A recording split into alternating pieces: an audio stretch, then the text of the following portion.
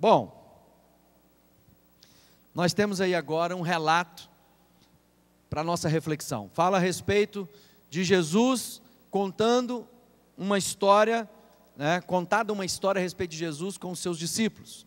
Eles estavam ali vivendo o dia a dia de Cristo por 3 anos e pouco. Aqueles homens caminharam com Jesus, vivenciaram coisas lindas com Ele, perceberam todo o poder, toda a autoridade. Eles desfrutaram de intimidade com Jesus como nenhum outro grupo, porque eles viviam juntos, eles não tinham uma reunião de ensino, um culto que eles vinham uma vez por semana, não. Naquela época, quando havia um mestre e os discípulos seguiam, era uma vida vivida integralmente com aquele que era o mestre. Então eles vivenciaram de todos os ambientes da vida, seja do ambiente social, quando a gente vê Jesus com os seus discípulos numa festa de casamento, onde realiza o seu primeiro milagre, seja na perseguição dos religiosos, seja no ensino, da palavra de Deus, da instrução da palavra de Deus na vida daqueles homens. Jesus estava ali com eles. E agora Jesus fala assim: olha, falam para mim, o que as pessoas dizem que eu sou? Aí começa aquela história: olha, o pessoal aí está dizendo que você é o Elias. Quem é o Elias? O Elias é o profeta, é a figura profética, é o profeta mais em destaque, mais importante do Antigo Testamento. A Bíblia diz lá que o espírito de Elias voltaria. Então muita gente estava imaginando que Jesus era o quê? A reencarnação do Elias. Havia outro grupo que dizia: não, ele é o João Batista. Poxa, João Batista era contemporâneo de Jesus. João Batista foi aquele que batizou a Jesus. Como poderia ser o mesmo homem, mesmo numa doutrina equivocada a respeito de nascer no corpo de alguém, ou de não haveria chance. O que então havia? Uma confusão de informação, de revelação no meio do povo. Era mesmo se a gente abrir lá em Lucas, no capítulo 9, versos 6 e 9, aí de novo, Herodes, o tetrarca, ouviu falar de tudo o que estava acontecendo e ficou perplexo. O que ele ouvia falar? Jesus já tinha preparado os seus discípulos. Jesus estava agora visitando, ele disse que ele ia de cidade em cidade. Jesus estava fazendo um trabalho de evangelização. Ele percorria vilarejos, vila. Jesus não ficou sentado num lugar, numa cidade santa, esperando a peregrinação das pessoas que viriam ter com o grande mestre. Não, Jesus se deu ao trabalho de ir de cidade em cidade, povo de todo. Esse é o trabalho de nós, como igreja, como cristãos, que devemos fazer. Nós devemos levar esse evangelho a todas as cidades, vilarejos e povos. Isso é uma ordem de Jesus para nós. Jesus estava na sua campanha de evangelização. O que acontecia nessas campanhas? Havia cura de enfermidades,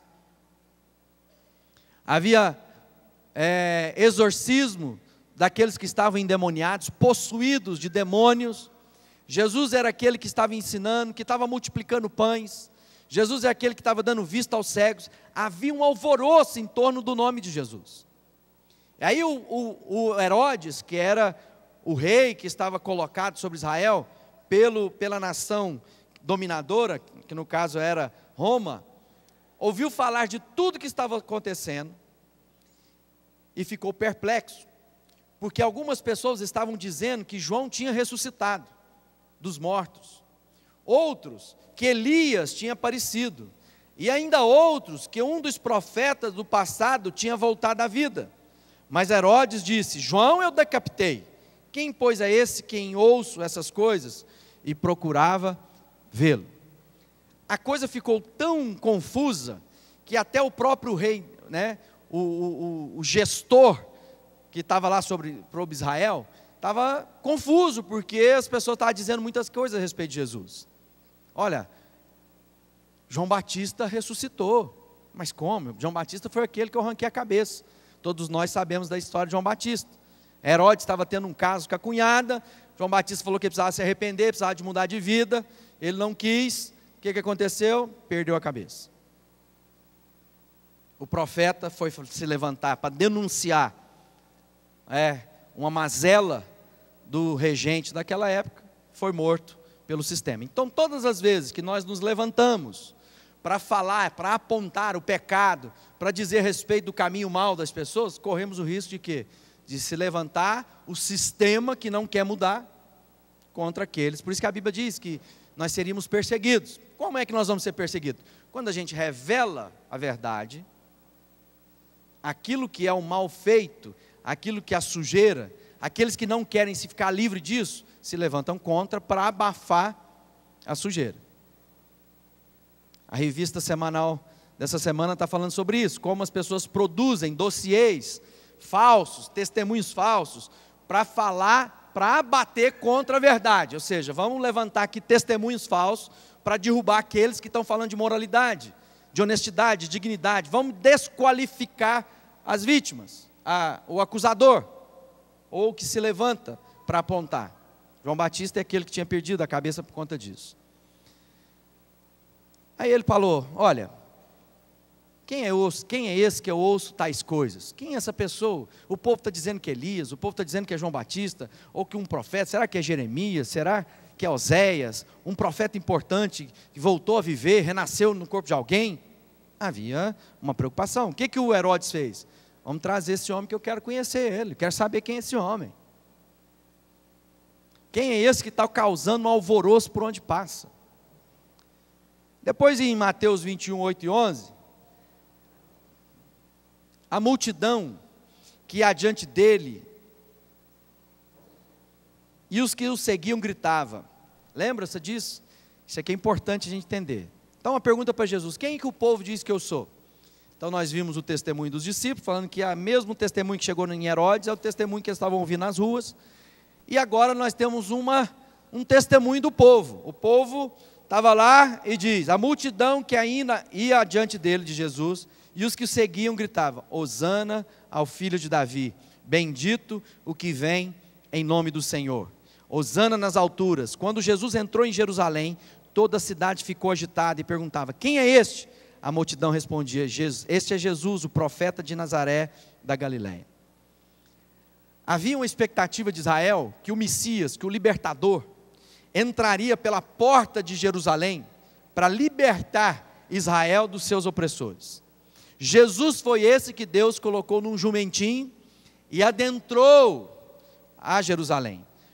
Anos mais tarde, quando Jerusalém foi dominado pelos árabes, sabe qual foi a primeira providência que eles fizeram?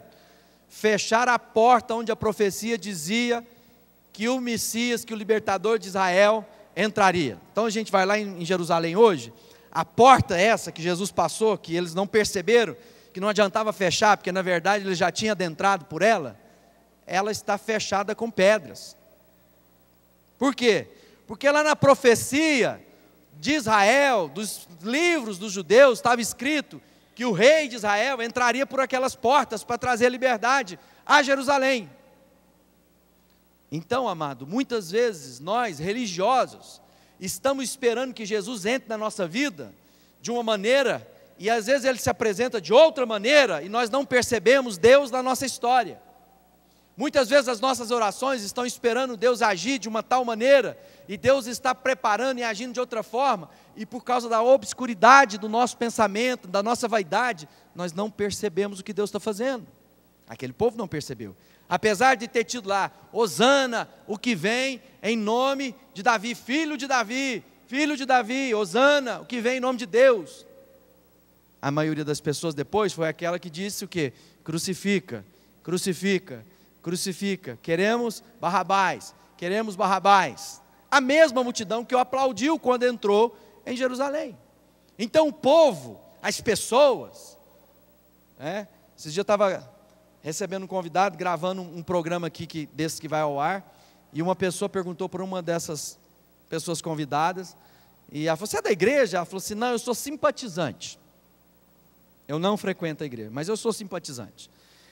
Os simpatizantes são essas pessoas que aplaudem Jesus quando Jesus multiplica pães, que aplaudem Jesus quando Jesus está fazendo milagres, prodígios e maravilhas, mas é a mesma que diz, crucifica, quando Jesus não responde às orações na expectativa que eu tenho.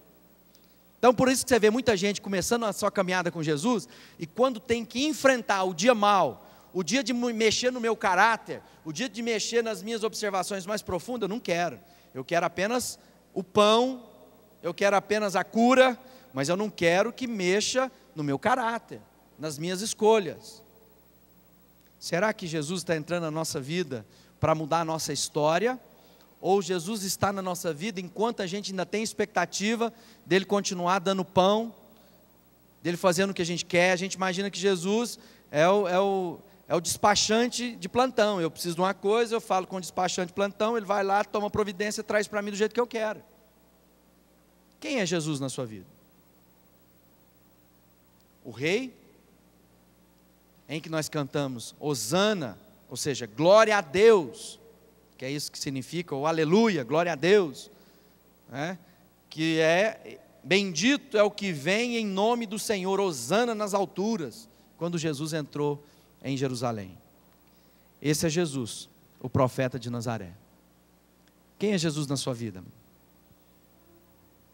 É a reencarnação de um homem bom, um espírito evoluído de luz? O Jesus é Emanuel, Deus conosco.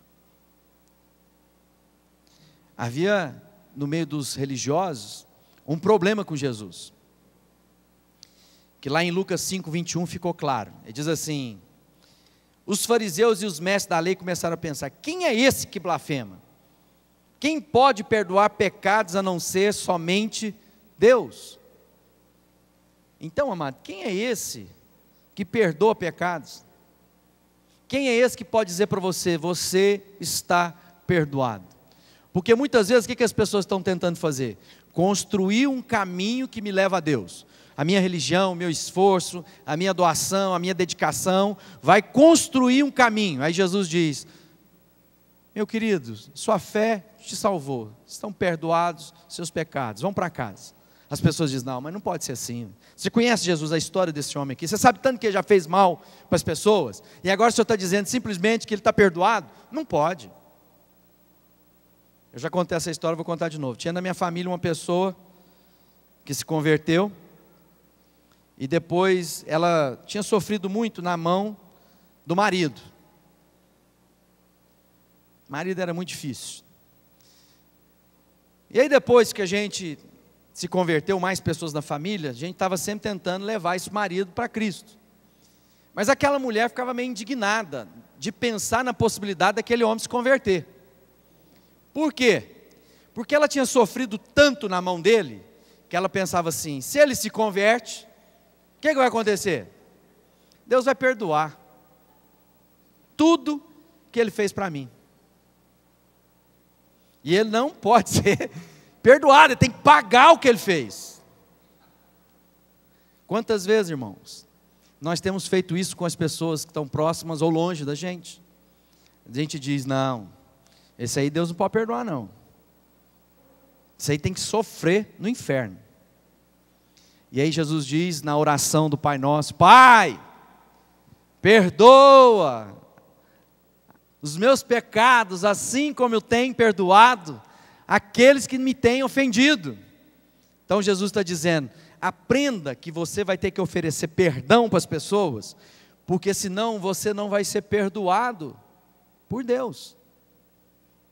Então falar de Jesus é falar de quê, amado? Fala assim, é falar de perdão. Fala alto, irmão.